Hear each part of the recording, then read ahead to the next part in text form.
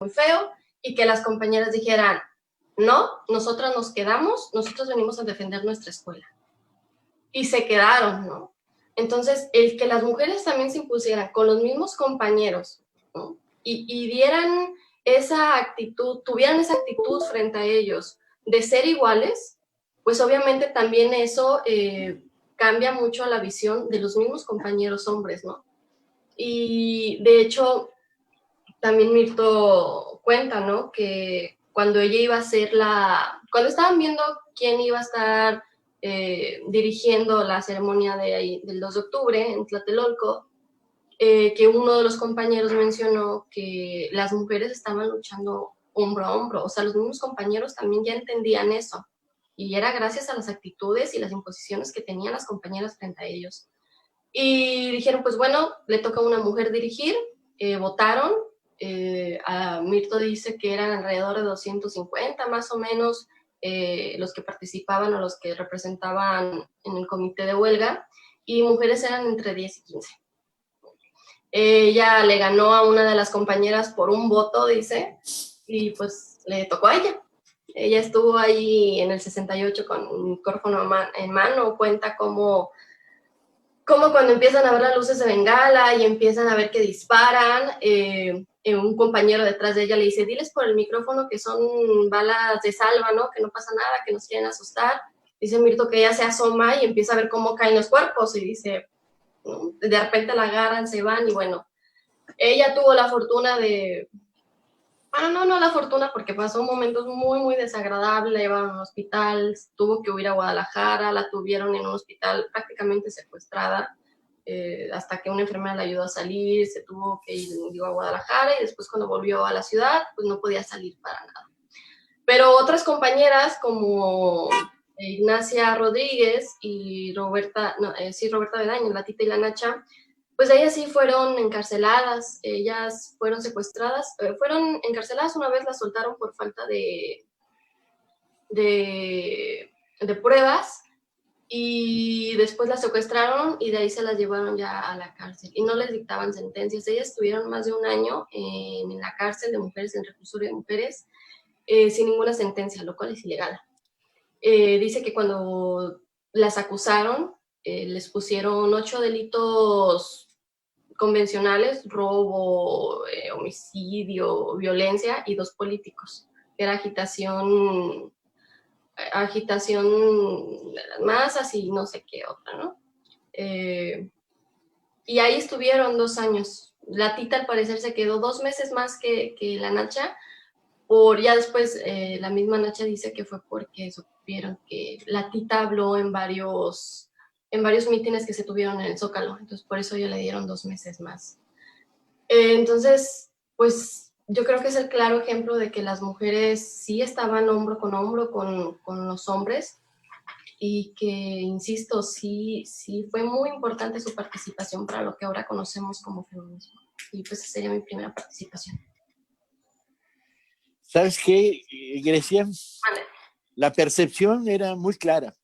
Lo que pasa es que el mundo universitario de enseñanza media y superior, el número de mujeres no era muy grande, excepto algunas escuelas como enfermería, donde era mayoría, o medicina, donde había un grupo grande de mujeres, o ciencias políticas, donde había escuelas en el Poli, ¿sí? En el que había 3 mujeres en una población de 1,500 estudiantes.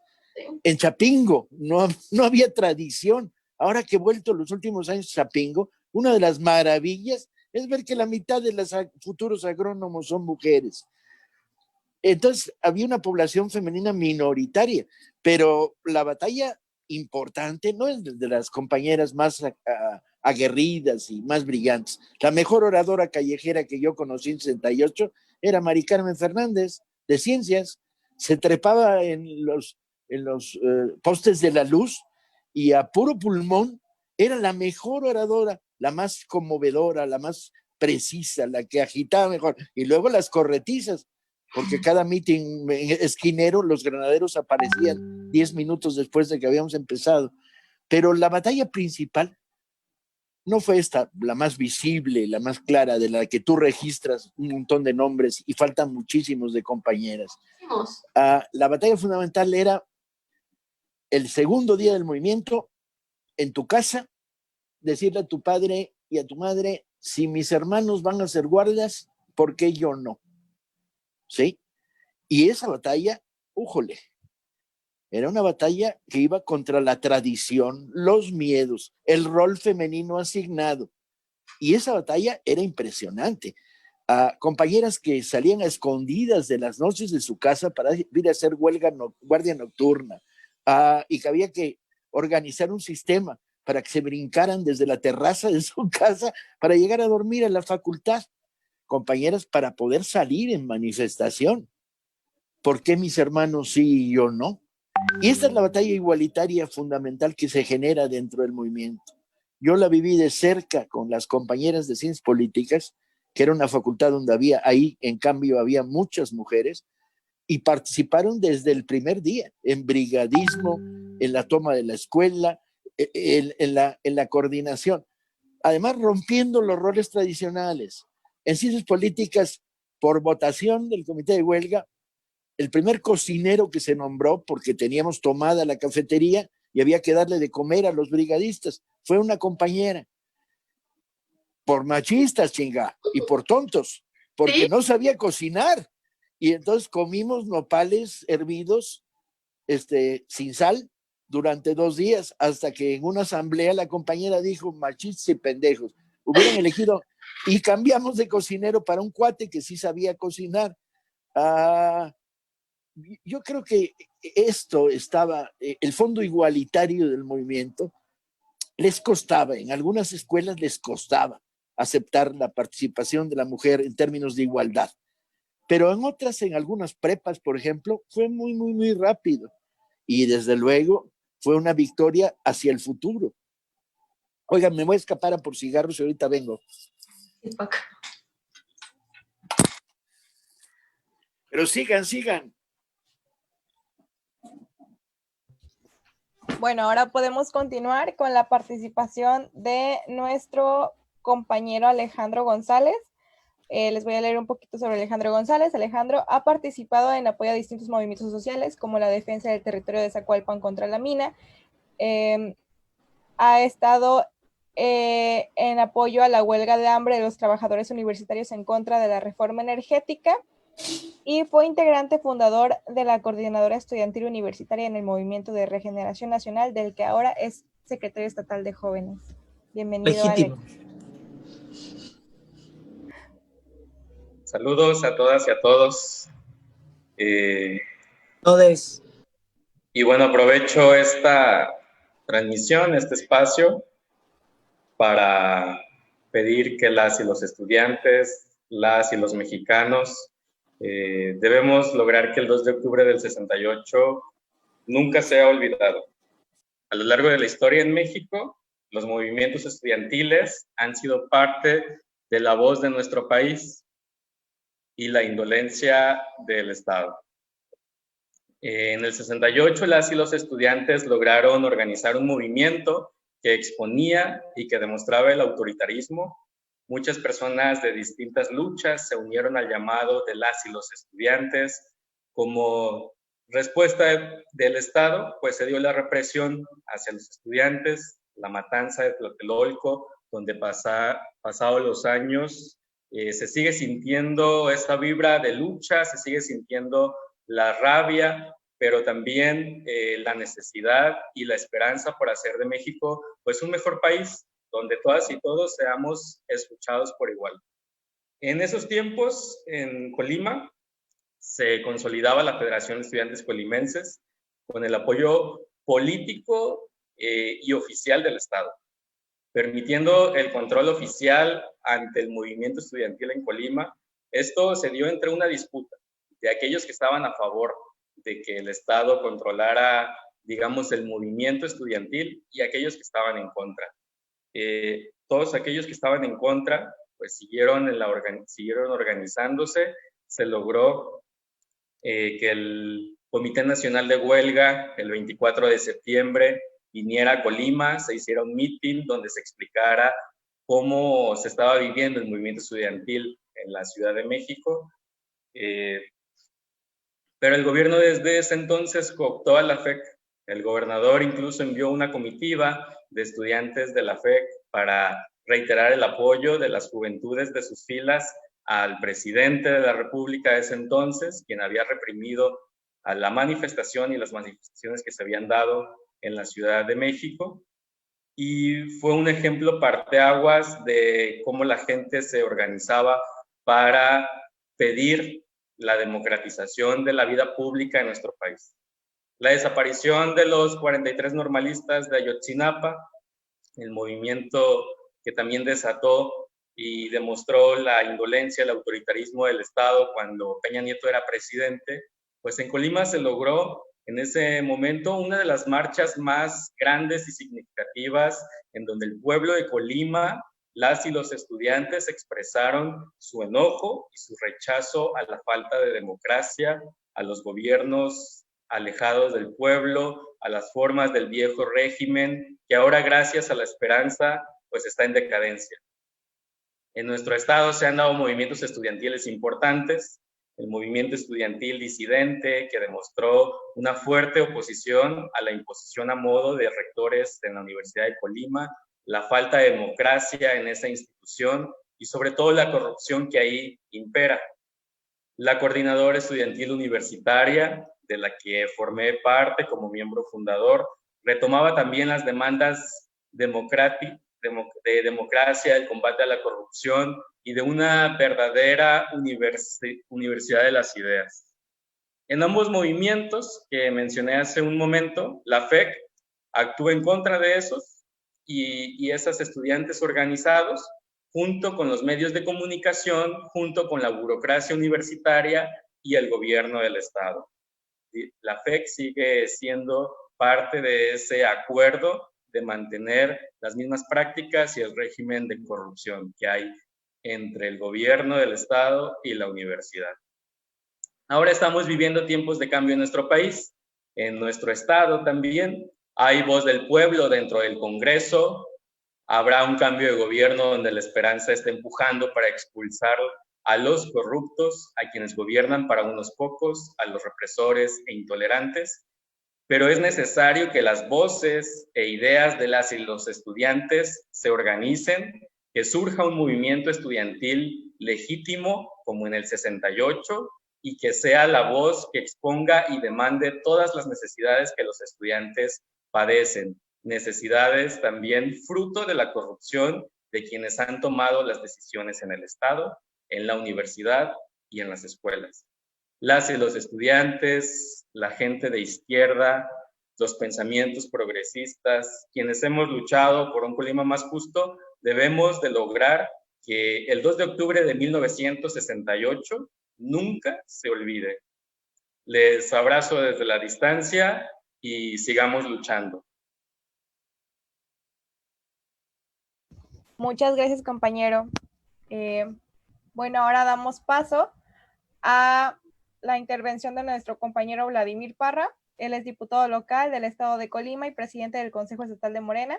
Estuvo en el MED, Movimiento Estudiantil Disidente, y formó parte de diversos movimientos sociales como el movimiento Yo Soy 132 y el movimiento de resistencia a la mina de la comunidad de Zacualpan.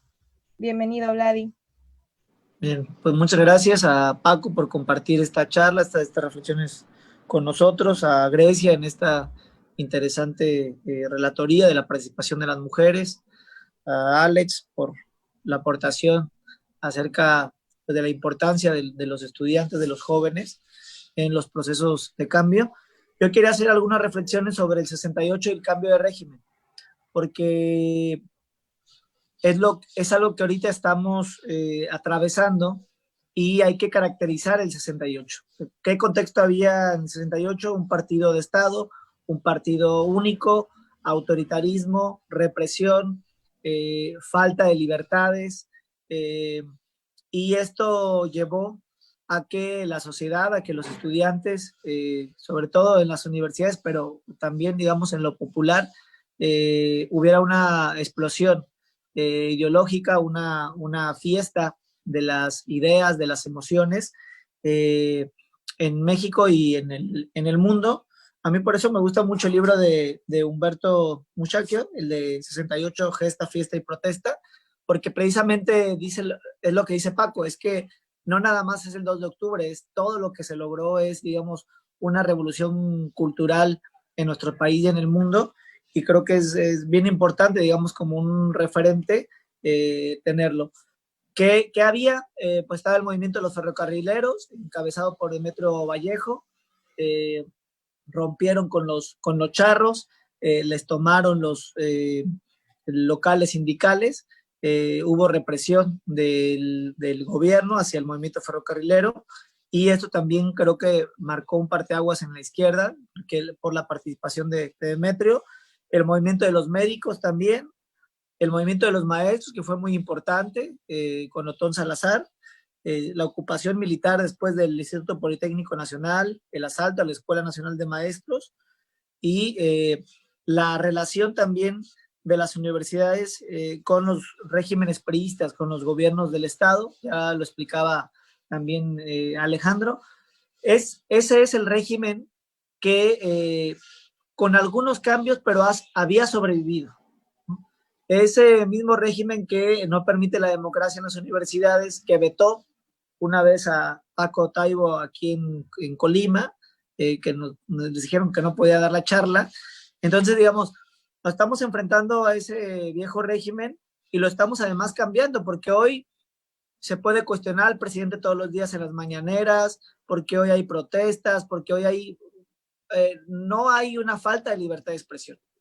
Hay un debate de las ideas constantes, incluso hay el peligro del ascenso del fascismo y de la violencia por parte del régimen, no por parte del gobierno federal.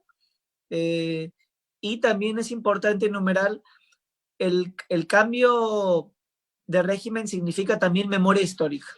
Y eso creo que el presidente lo ha hecho muy bien y quiero recalcarlo, porque, digamos, yo le puse aquí a esta charla o a esta reflexión breve, 68 y cambio de régimen. Es decir, ¿qué tiene que ver el 68, lo que luchamos, con lo que está pasando ahora? Pues la memoria histórica, porque ahora se dice, sí hubo en Acteal un crimen de Estado, ¿no? Y sí hay que pedir perdón, sí hubo una represión a los yaquis, ¿no? Y Andrés fue ahí y pidió perdón. Por cierto, ahí Paco tiene un libro también muy interesante, pero es recuperar la memoria histórica. Un gobierno que tiene memoria histórica y que la expresa, eso es una característica muy importante del cambio de régimen.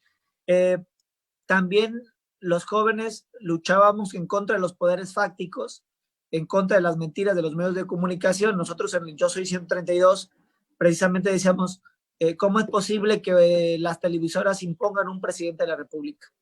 ¿Cómo es posible que el dinero ponga un presidente de la República?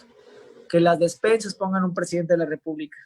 Que la necesidad de la gente haga que exista una compra masiva de votos. Y todo eso también está cambiando porque hay un proceso de transformación histórico. Entonces ahora los medios de comunicación, el 80 o 90%, la otra vez platicábamos con Jesús, la mayoría de las editoriales y de las opiniones son negativas al gobierno y sigue habiendo un respaldo popular mayoritario al gobierno. ¿Eso qué significa? Pues que hay una revolución de las conciencias, que la gente, digamos, ya despertó y que esto que perseguíamos por mucho tiempo, desde Madero, que fue atacado por los medios de comunicación y que ahí lo ha ilustrado muy bien el Fisgón en el libro que tiene, desde el 68, que también los medios de comunicación jugaron un papel terrible, digamos, de alcahuetes del régimen priista, a la época neoliberal. Y ahora eso ya cambió.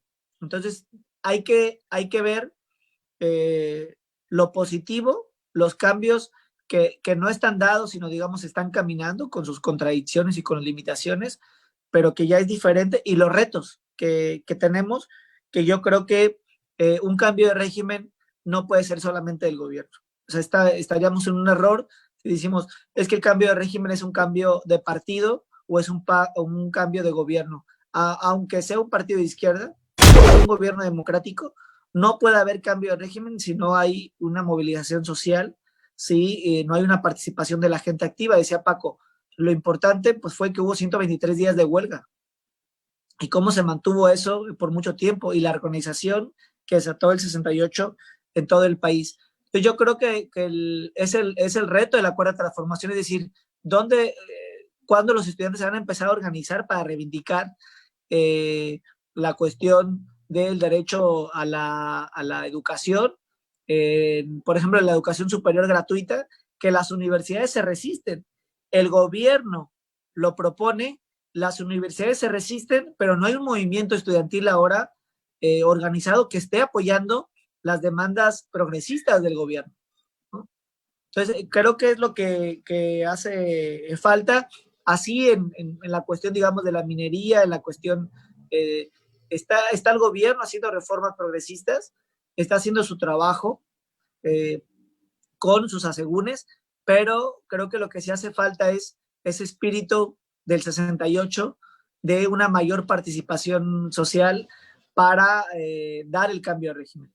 No se puede el cambio de régimen sin la gente organizada, sin la participación popular, más allá del espectro gubernamental, que puede ser bueno, puede ser progresista, puede ser de izquierda, pero no es suficiente. Eso es lo que quería comentar.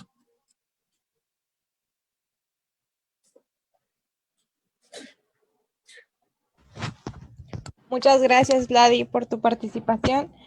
Bueno, quiero, antes de continuar contigo, Taibo, quiero agradecer al medio de comunicación Archivo Digital que está transmitiendo nuestra charla en su plataforma. Desde Prensa Libre le agradecemos a todo el equipo de comunicación de ese medio, pues que nos haya hecho el favor de transmitirlo, y bueno, las personas de las redes sociales pues pueden ver en este momento nuestra charla. Bueno, ahora pasar a un comentario final que quieras hacer, pues ahora sí retomando pues estos tres diferentes pues puntos, ¿no? El de la importancia de los jóvenes en el 68, las juventudes en el proceso de cambio, las mujeres en el 68 y del 68 y el cambio de régimen. Algo que nos puedas ahora sí retroalimentar y comentar.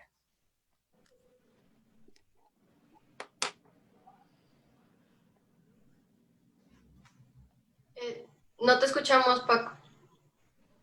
Está cerrado el... Ya está. Ahí está. No, una reflexión muy breve. Enciendan que se vean sus caras, compañeros. Estoy viendo que hay 4 pantallas de asistentes a este acto y casi todos están con apagados. Enciéndanse, que se vea su imagen, porque si algo resulta, ahí van. Si algo resulta estimulante es ver con quién estás hablando. Bolita con cuerpito no me dice nada. Y cuando empieza a ver rostros, le da sentido a esta charla. Les transmito una mínima experiencia, que es al final del 68, yo y cientos de miles de estudiantes nos preguntamos, ¿qué sigue? Militarmente habíamos sido derrotados, habíamos tenido que regresar a las escuelas. En diciembre se levantó la huelga general. Creo recordar que fue un 4 de diciembre cuando se levantó la huelga general, no en octubre, en diciembre, aguantamos hasta diciembre. Y la respuesta era personal. Y la respuesta de miles de nosotros fue, es una bronca entre el régimen autoritario y yo. Y es para siempre. ¿Sí? ¿Quién sobrevivirá al paso de los años entre el régimen autoritario y un servidor? Pues vamos viendo. Y fuimos buscando caminos. A mí la vida me llevó al cine marginal y al movimiento obrero que surgía en los años 70. A otros los llevó a otros lugares. Pero lo importante es el pacto que una generación entera hizo con el destino. Cuando ustedes ya son parte de una historia, son parte de la historia del cambio, de la gran ofensiva que viene desde el Yo Soy 132, los últimos movimientos estudiantiles, como bien lo reseñaban, y desde luego la gran victoria electoral de julio. Y tiene razón Vladimir, ¿cómo nos asumimos? ¿Somos fieles seguidores de lo que diga la presidencia? Pues sí o no, no ese es el tema. El tema es, ¿somos fieles seguidores del proyecto del cambio? ¿Hacemos nuestras las necesidades, los problemas, las demandas de nuestra sociedad y las estimulamos? Y sí, universidades gratuitas, la universidad debe ser gratuita. Y sí, protejamos a los limoneros de las condiciones de los monopolios comerciales. Y sí, protejamos a los mineros e involucrémonos con ellos. Y sí, estimulemos la creación de cooperativas de pescadores. Y sí, o sea, hagamos nuestras las demandas de nuestra sociedad y este es el camino del cambio. Difícilmente vamos a lograr, ya vuelve a haber caritas por aquí, por todos lados, difícilmente podemos lograr un cambio de arriba hacia abajo. El cambio es una combinación de las posibilidades que tiene el gobierno de impulsar el avance con las que la sociedad tiene que organizar este avance. Si no lo logramos, vamos a debilitar el proceso del cambio. Y es cierto, hay en nuestras filas cantidad de cuates que llegaron al proceso de cambio por razones de oportunismo, por razones de buscar un miligramo de poder, que son neoliberales de closet, etc. Bien, no son el enemigo está afuera, el enemigo es el sistema que prevalece. Cuando Andrés dice se acabó el neoliberalismo, se habrá acabado desde el aparato del Estado, el no hacer concesiones neoliberales, pero el neoliberalismo está amarrado ideológicamente en individualismo enfermizo y políticamente en corrupción por todos lados. Gobiernos estatales a lo largo y ancho de todo el país están en una defensa ferviente del neoliberalismo. De tal manera que ustedes son una generación para el cambio, asúmanlo, pónganse de buen humor. Hace 20 años un estudiante decía, ya, pero ustedes tuvieron su momento de gloria en el 68 y a nosotros nos ha tocado pura represión. Y tú decías, calma y nos amanecemos, todos tendremos como país un momento de gloria. Ya hemos tenido varios, tengamos más. Me da mucho gusto estar con ustedes, siempre me está mucho gusto estar con los jóvenes de Colima, ¿sí? Me entran ataques de paternalismo pendejo de repente, cuando les veo la edad, pero se me quitan, luego se me quitan, no es, no, Paloma ya me regañó porque a veces no se me quita el paternalismo pendejo cuando uno se enfrenta a una reunión de jóvenes como esta y como tantas que estamos viviendo a lo largo del país. Reclame su derecho a decir, no solo Paco tiene derecho a decir que es 68ero, nosotros también. Y ahí los dejo. Muchas gracias por acompañarnos en esta charla. Siempre va a ser un gusto tenerte de manera virtual y presencial aquí en Colima. Te esperamos cuando quieras con los brazos abiertos. Y te agradecemos mucho esta oportunidad. Ahorita lo que decías de hacer un cambio y hacer un país de verdad me recuerda mucho al discurso, a un emotivo discurso que diste en el año 2012, ya van 8 años de ese discurso que diste en Tlatelolco, en la Plaza de las Tres Culturas, en un encuentro con jóvenes, y pues ahí decías claramente que el sistema había decidido que fuéramos un montón de parásitos condenados a seguir con estudios a medias, con trabajos a medias, ¿no? Y que no tuviéramos oportunidad a más. Y realmente se está viendo un cambio, estamos luchando por un cambio, y pues ahora sí es momento de sumarnos y hacer de un país de verdad, como tú lo dijiste en aquel año. Muchas gracias. Y es te mando un abrazo y mucho. Gracias, Paco. Gracias, Paco. Un abrazo. Estamos pendientes. Luego, gracias. Nos vemos. Hasta luego. Un abrazo. Eso. Saludos.